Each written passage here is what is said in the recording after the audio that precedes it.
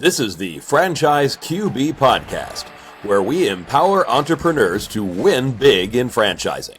We huddle up weekly to educate our audience about the most successful small business model ever created, franchising. Welcome to the Franchise QB Podcast. I'm your host, Mike Halpern, a 20-year industry veteran and entrepreneur. My mission is for listeners to achieve their American dreams of creating wealth and independence through franchise ownership. Every week, we speak with franchisees, franchisors, or vendors that support the industry. Thank you for joining us, and let's get started. Joining us in the huddle today is Jimi Gibson, VP of Brand Communication at Thrive Agency. Welcome to the show, Jimmy. Hey, Mike. Glad to be here. It is great to have you here. So in addition to being the VP of Brand Communication at Thrive, you're a TEDx speaker and a former professional magician. That's really cool. I did watch your TEDx speech, You Have Magic Power, Use It for Good, really insightful stuff. And I did observe the rope trick, and I still don't know how you did it. And I don't want to know. I like the magic. And I know that was a point you made in the presentation, but very powerful stuff, very entertaining.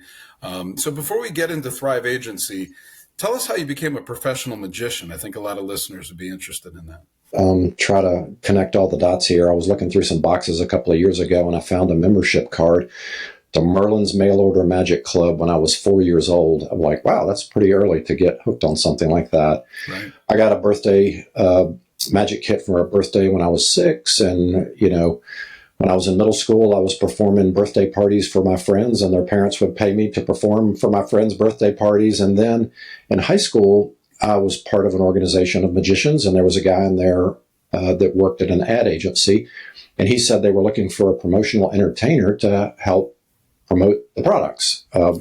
Interestingly enough, it's an international franchise that we've all heard of.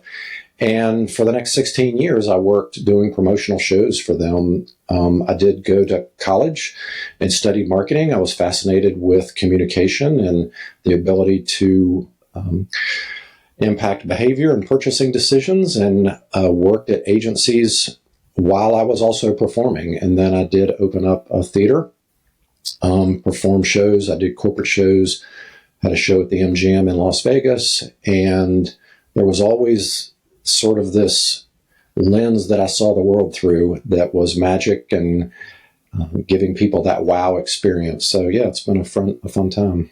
Yeah, that's awesome. I love the confluence of your background with magic and, creating magic for business owners and helping them get, bodies in the door and sales. And we're going to get into all that stuff. So you've been in marketing, as you mentioned, for a long time, 25 plus years. In your role as VP of Brand Communication at Thrive, what is it that you do to help business owners communicate? It's a very noisy environment out there with everything that's going on with social media and everything else. How do we, what is it that you do that helps them? Yeah, so I've enjoyed, actually started as a graphic designer and became a creative director. And then at one point in my career, I was working in an agency, an Omnicom agency, which is basically a holding company for large ad agencies. And the branch manager decided that she wanted to leave. And so we're all looking at each other going, what? So I sort of threw my hat in the ring, and I became the branch manager as well as the creative director. So it was always cool to see and have the conversation with the business owner and then come back and create that campaign. And I think it all starts with a strategy. I've been at Thrive Agency for 5 years, and they brought me on to start their strategy department. I'm a firm believer that if you don't have a strategy, you're going to end up somewhere very expensive and probably not somewhere you want to be. And so I put that together, and then just through the course of, we're a very large and growing agency, and so I actually started to run the operations of all of the teams that did the work for our clients. And then recently the owner came to me and said, hey, we've sort of been the secret in the world for the last 20 years. We want to give back and teach people some of the secrets of the tricks of the trade, if I can coin a phrase. And so right now what I'm doing is I'm trying to educate business owners on how to stand out in that noisy world. And I think it is very confusing. It moves very quickly. Things change rapidly. Right. And just being able to sort through based on where you are as a company, if you're a startup, if you're part of a large franchise organization, whatever the case may be, what makes sense for you in your market, because it's not the same as somebody else in another market. And I know we're going to get into the nuance of how do you stand out specifically under the umbrella of a franchise organization. But yeah, I would say it's sorting through all of that mess, being okay to give tough love and to tell people the truth, because a lot of folks come to us because they've been burned by somebody telling them what to do and how to do it, and it hasn't worked out. And so we are passionate about relationship and results. And so if you tilt one way or the other, it's not going to be a good relationship. So we want to give good results, and we want to be easy to work with. Yeah, no, I appreciate that. And, we are going to focus here on franchising because that's what we do here in the Franchise QB podcast. And I think it's important. There's kind of a misconception that if you join a franchise system, it's all done for you. I mean, franchisors are going to make recommendations. They have a brand identity. They have a logo. But the way that you run your business in Charleston can be a lot different than the way I run my business in Northern Virginia. So why is it important for franchise owners to step out from behind the logo and show up as the face of the brand in their local market? Yeah, great question. And I think within the last 6 months, that has been a vital part of how we recommend a franchise owner to show up. We work with a very large B2B cleaning brand. They're part of a 10 brand group, and they just hired a new CMO. The CMO was at a conference that I attended. I said, well, hey, you're new. You have thousands of franchisees. What's going to be your first order of business? She said, to run each franchisee through a brand playbook to develop their personal brand. We've seen that when they show up in their community, when they're present on social media, their referrals can increase 30%. And so you're right. There is a personality to each market that you're in. Everybody wants to know the business owner. You've got to get out. You've got to shake hands. You've got to show up at ribbon cuttings. You've got to invest in local charities. And then, unfortunately, you have to show up on social media. I know a lot of people hate that, but it doesn't mean that you have to do a TikTok dance. You can congratulate your team publicly. You can highlight a win that you've had for a client. What's happening when AI searches are showing up, and we call those large language models, is there is a preference and a differential ranking to businesses that show expertise, experience, authority, and trustworthiness. And so when somebody is using an AI tool to create content, it doesn't have any of that in there. And so it's getting pushed down in the rankings. And so when you show up as the owner and you put your face out there and you talk about your business, and we can get into specifics, it makes a huge difference, not only in your community, but visibility online.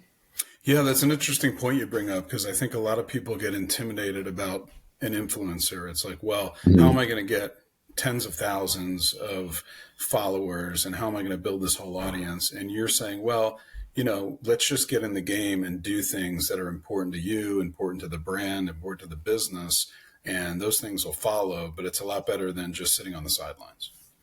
Yeah, absolutely. And so, obviously the name of the podcast is QB. Maybe your kids are involved in local sports. Maybe there's a football team that you care about. Maybe there's a local nonprofit that you can become involved in. Maybe you live in an area that's cold and you do a coat drive and you become the person that initiates that. All of that goodwill pays back, not only because it's the right thing to do and it's a good thing to do, but people have warm and fuzzy feelings about the brand when they do that. And so you can't hide behind the logo, and you can't rely on the corporate brand to do that for you. That's not really their responsibility. Yeah, I recall in your TEDx talk, you mentioned a stylist that one day a month she'll give free haircuts to homeless people. Like, it's one day a month, right? There's still all these other business days that are for profit, but that one she gives back to the community. So I can see things like that to promote goodwill and say, hey, I'm here, I'm part of the community, I'm helping out. That can go a long way with consumers. Yeah, absolutely. Yeah, very cool. So how do you balance brand consistency across locations when they all need local personality, they need a connection to the local community, but they could be geographically, in different places? Yeah, well, we'll keep with the QB sort of metaphor. If you have a favorite team, you understand that team. But guess what? There's individual players on that team, and each one of those players has an individual personality, but they all represent that team or that league overall. And so that's really the mindset that you have to take. Certainly, you have to work within the bounds of the brand language and things that are appropriate based on color scheme and logo placement and what you can and can't do. But I would say, based on our experience, there's a wide margin of opportunity for you to be yourself. And basically, we're giving permission for somebody to be excited about their community. Like, why did you set up? Why did you buy this market? What is it about this market that you moved your family if you moved from out of town? You made a choice to invest in this area. Be the hero down the street, next door, around the corner, and let that be known. Join a local Rotary. That doesn't conflict at all. What you do is you actually have an advantage, because if your brand has name recognition, that gets your foot in the door, but it is a crowded market. There are a lot of other people. We used to live in Savannah, Georgia, and there were brands that we wanted to do business with. But because that owner-operator or that franchisee was not responsive and wasn't representing the brand well, we decided to go with somebody else. When we moved to Charleston, South Carolina, we said, all right, we'll give them another shot, because overall that brand has a good reputation. That owner-operator was completely different. There you have a perfect example of, you are a reflection of the brand, and you're either going to lean into it and you're going to deliver on that promise, or you're going to actually erode that brand strength that, that franchisor has worked so hard to build over however many years that business has been around. Yeah, I think it's really great advice about being authentic and, bringing your personality and your experience to the table. That's what I train when new consultants come in our network. What makes you different from every other franchise consultant out there? You come with your own unique set of experiences with business ownership and entrepreneurship, and be authentic. Talk about those things. That's how people get over their fear, uncertainty, their doubt. They want to learn from people that have been there and done it, and then decide, okay, is ownership right for me? So I think that's pretty cool to I see how that translates in a franchise model. So, sticking with franchising, what marketing strategies do you find are most effective for driving that local traffic and leads in a franchise system? Yeah, I would say there are some things that you can't ignore. One of them being your Google business profile. It's a GBP. It's changed names a couple of times, but that's the current name. You want to make sure that that's fully decked out with photos and pictures, and they have video now. I would say reviews are extremely important, and you want to make sure that you have a process to get those reviews.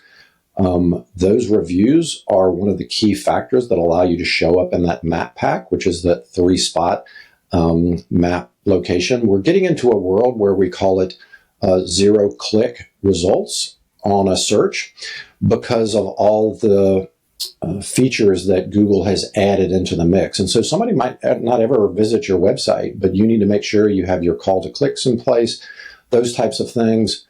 I would say the other thing that pairs with that is what we've been talking about. You have to be authentic.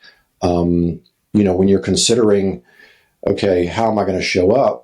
Put some of those customer spotlight videos, put that video about why you started the business or why you bought into this franchise in this particular location. And the other thing is, if you are used to traditional modes of marketing like direct mail, door hangers, radio ads, you really need to bridge that digital component. QR codes have become very popular. Yep. There should be a link to a landing page that features that conversation. So I would say there's a variety of techniques. You really want to be omnipresent in your area, and you want to make sure the things that happen in the background allow you to show up over top of your competition. Yeah, it's a really good point you make about like making it frictionless, because someone could be halfway into typing in something in the Google search box and it's Yeah. already displaying things that are going to be useful in decision making. And that's the thing. It's like when that first opportunity to make a choice, you want your client or your brand to be the one that's, that's the first one that's seen, that's visible, that's relevant. So let's kind of look at the flip side of that. What are some of the big mistakes that franchise owners make when they're trying to promote their location? Probably a lot of them, right? Yeah, I would say it's similar to most other businesses, and it's always talking about yourself. It's talking about how many trucks you have. It's talking about how long you've been in business. It's talking about that you're family oriented and you have good values, and you're not talking about the customer's life. So when somebody is interested in something, so let's say you have a gym franchise, they're not interested in how many treadmills you have. They're interested in the fact that they get to show up to their class reunion looking, buff or hot or whatever the adjective you want to use is. Yeah, it's how they're going to feel when they How they're use going to that feel. product. Yeah. If you have a plumbing franchise, it's not about, oh yeah, we can come in 24 hours and fix your leaky faucet or your clogged drain. It's, I got the in-laws showing up and this is not going to be pretty if we don't get this fixed. So it's peace of mind. It's, trust that they're actually going to show up when they say they're going to show up. All of those types of things are what somebody is thinking in their head when they're considering the various options out there for whatever product or service that you have. And so you really have to put your mind in the state of your, potential customer and go, like, what are they frantic about? What are they excited about? Why would they consider you? And stop talking about yourself and start putting yourself in the day of the life of your customer. That's really, really good advice. I like that a lot. Thanks for sharing that with us, Jimmy. Sure. So how can franchise systems, how can the franchisor empower their franchisees, their franchise owners with better storytelling tools and content frameworks? Because, if the franchisor is encouraging that and enabling that, it's going to allow the franchise owner to be able to participate a little bit more and tell a story. So how can they help? Yeah, I think it can come bottom up or top down. So if you have a franchisee who is doing a great job, should be their responsibility to, empower the entire network and bring some of their strategies up. The other thing is, if the franchisor is keeping up with the times and, knows about the things that we've talked about right now, they should be doing what the CMO is doing and putting together a playbook. There can be scripts that are sent out. There can be very specific instructions that anybody could follow. You don't have to be a marketing whiz to be able to follow a certain number of steps. What platforms would be the best to show up on? Here are some frameworks that you can insert your name and copy into. And, I think it, again, it doesn't have to be a 3-week masterclass. It could be some, we work with a lot of franchisees. I've actually put together an 8-part digital marketing masterclass and put that on their LMS. And so they share that. I've showed up at Lunch and Learns. So there may be a marketing partner that a franchise company works with. And so invite them into the conversation because they should be giving you tips for free if they're interested in giving back to the relationship. So I think there's a lot of things that can be done.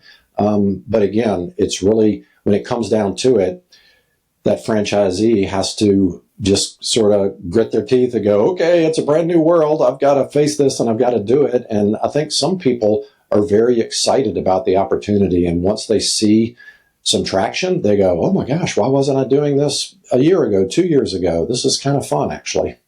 Yeah, and I think a lot of the franchise owners that collaborate and they have peer networks and power teams and they talk, it's like, what are you doing to kind of make your business better? And that would be a conversation I think a lot of them would share with each other, is like, well, look at how I tell the story and look at the results I have. And like you said, when that traction's there, the word can spread pretty quickly within a system, especially if there's healthy collaboration between the owners. So you mentioned before ChatGPT. AI is obviously like the big buzzword that's being used in every Sure. industry, not just franchising. How should franchise owners think about AI? Like, is it a time saver? Is it a risk to their brand? How do you view this, and how should they tackle the whole idea of implementing AI to make their business better? Yeah, I think there are a lot of things that come out and people, there can be some scary things that people hear, and there's definite fear. I would say we see various owners taking advantage of some of the operational savings and time. And so it can analyze data very quickly. It can create SOPs if you want to be able to put those out to your team. I was talking with a client the other day. They had actually cloned his voice, and they had sent voicemail messages out to all the customers on behalf of the owner. I've cloned my voice, playing around with it because I'd like to create some video. If you know me, it doesn't really sound like me. So I would say be careful, because we have very smart consumers and they may be able to detect that something funny is going on here.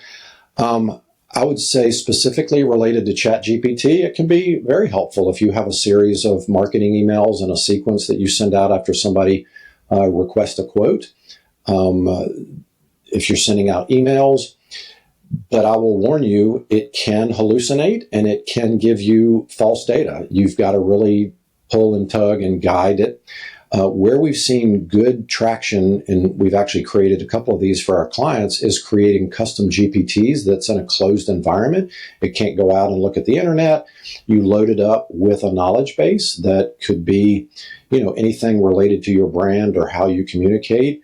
And then this is a little, basically a little app that your field technicians or your field crew, your customer service folks can just have at their disposal. And if they get a question or they need an answer to something, they can use that and type that in. So we've seen good success with things like that. I mean, AI has been around for a while, especially in ad platforms for targeted bidding and things like that. But I think in day-to-day use, we're going to see a lot of ability, not only for time savings, but just to be able to navigate all the communications things that come and go in running a business.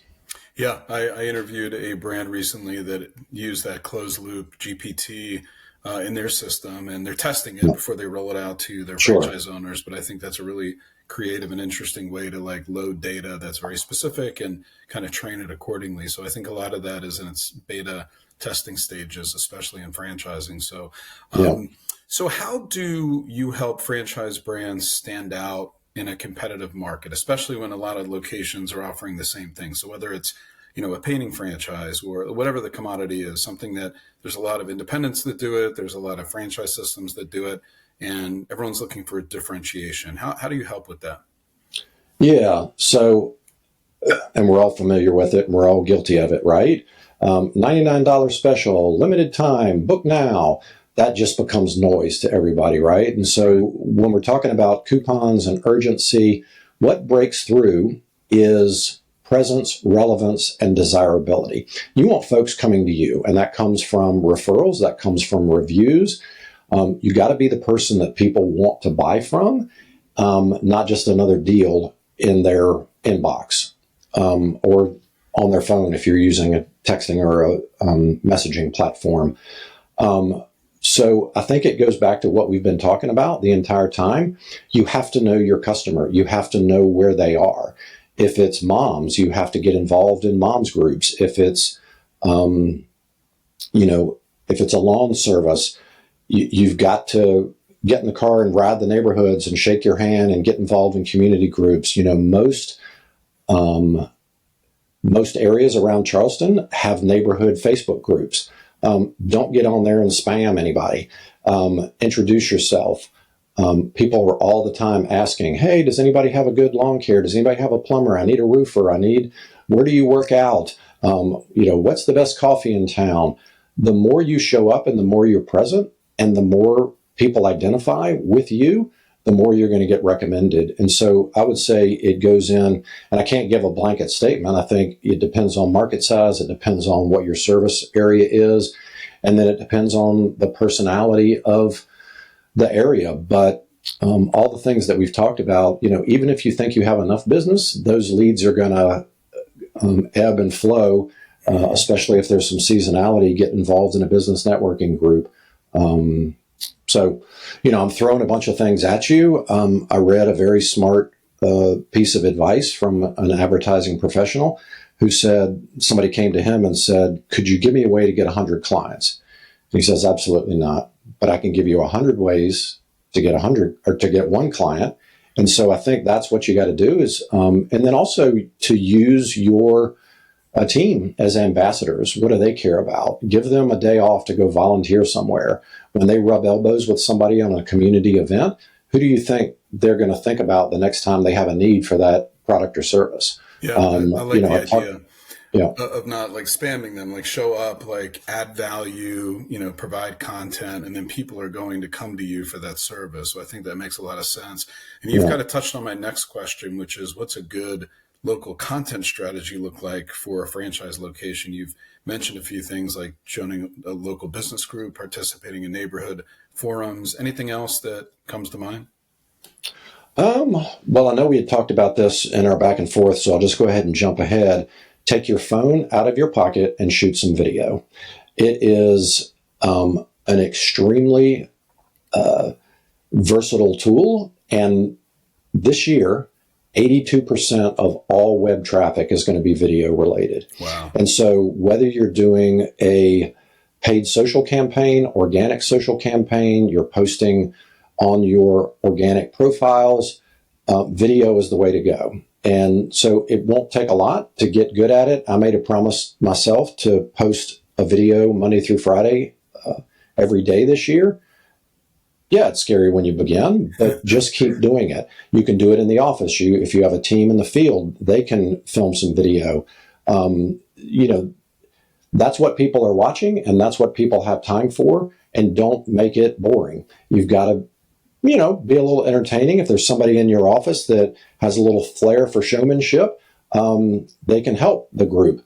So I would say, as far as local, addressing all of the structural things like GBP and reviews and, all of that type of thing, is to start producing content in a video format and sharing that on platforms where your audience is. Yeah, it sounds like a key to success there is consistency, because if you don't have consistency, you can't continue to build a following. And I have friends of mine in the space that are consultants, franchisors, different aspects of our industry, and they'll set aside a day and just film and film and film. And that one day can represent an entire month of content. So it's not like you have to dedicate your entire life to be on camera. But if you use it effectively, it can be pretty interesting for your business. And I've heard you say that people follow people, not just businesses. Can you kind of explain what that looks like in a franchise environment? Sure. I think we've probably all heard the phrase, I've got a guy or I've got a gal. Yeah. And what does that mean? It doesn't mean I've got a company. It means I trust this person. I'm going to get you in touch with this person. And again, I think it is stepping out from behind the logo, making sure people understand where your heart is, where your servant approach to what you do, and making sure they know your name. And again, every conversation should not end with, smashing a business card in their hand. It's an authentic exchange of, I care about the community, and if there's anything I can do to help or anybody I can connect you with, let me know. I think, and I don't know why this popped into my head, but if you've ever seen the movie Miracle on 34th Street, there was Santa Claus was sending everybody else out to all other places. Be that connector. Be that person that knows everybody in the area. Introduce yourself to like-minded, if your business can benefit from knowing a realtor, get to know all the realtors in the area. And when you want to help somebody, then it's going to come back to you tenfold. So I think you need to be a person and make sure people know who you are. No, I love that. Do good stuff, and good stuff will come back your way. You mostly answered my next question, which is, what change or shift can a franchise owner make today that would have a big impact on their local marketing? And one thing you just mentioned was, putting yourself out there and contributing and adding value. Anything else that someone can do today as like an action item to, make their business better as it relates to local marketing? Yeah, as I sit in on various webinars and try to educate myself, in a social platform, the ones who get the most eyeballs on their accounts are the ones who authentically go out and comment on other posts. And so whether your business is more of a LinkedIn vibe or a TikTok vibe or an Instagram vibe or a Facebook vibe, spend 30 minutes every morning as you drink your cup of coffee or whatever it is, and just sort of scroll through some of those platforms that are neighborhood focused, especially if that is your area, and just engage and make sure that your name is there. And if it's a personal profile, just make sure it lists where you work, and people are going to start to go, that Mike guy, he's always helpful. And he's not creepy at all. He's recommending things that have actually provided value for this group. That's how you build it. If you can't go out and shake hands and be in the community as much as you want, you've got the world of internet, and there are people you can find that are in your local area. And so just put some time in and be helpful. Awesome. Well, Jimmy, this has been great. I really appreciate all your advice, really pragmatic and practical stuff that owners can use to impact their marketing and grow their business. Anything else you want to add to the mix before we wrap up today? No, I would just say give yourself permission to be yourself and go out there and smile and be happy that you have this business and you can impact your community, and tell them what you care about and where your heart is. And you won't believe how much people are just like, oh my gosh, tell me more. That's awesome. So, yeah. That's awesome. Well, this has been both educational and magical. You still got it, Jimmy. So if anyone listening would like to connect with Jimmy and his team to learn more about partnering with Thrive Agency, contact me at franchiseqb.com or on X at QBFranchiseQB, and I'll get you connected. Thank you so much, Jimmy, for taking the time to get in the huddle to discuss Thrive with us today. Yeah. Thank you, Mike, for having me. You got it. Thank you for listening to the Franchise QB podcast, where you're at the helm of your future as a franchise owner. If you enjoyed the content, please rate the show and recommend it to anyone that might be interested in franchising. Make sure to visit franchiseqb.com to subscribe to my newsletter and for an actionable playbook to go from walk-on to legend in your new business. Follow us on Twitter at QBFranchiseQB and join us every week for a new episode. See you next time. Visit franchiseqb.com to take the next step of your journey towards wealth, independence, and franchise ownership. And remember, when working for the man gets old, you must do something bold. Thank you for listening.